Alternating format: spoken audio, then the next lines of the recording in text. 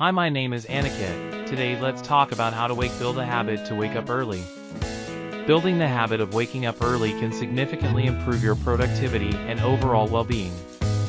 Let's dive into some steps you can take to make waking up early a regular part of your routine. Firstly, set a consistent wake-up time and stick to it, even on weekends. This helps regulate your body's internal clock and makes it easier to wake up naturally over time.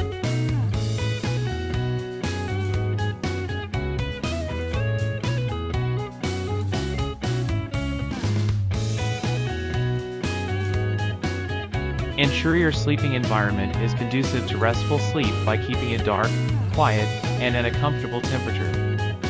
Limit screen time before bedtime, as the blue light from electronic devices can interfere with your sleep quality. Avoid caffeine and heavy meals close to bedtime, as they can disrupt your sleep cycle. In the morning, expose yourself to natural light as soon as possible. This helps signal to your body that it's time to wake up and boost your mood and energy levels.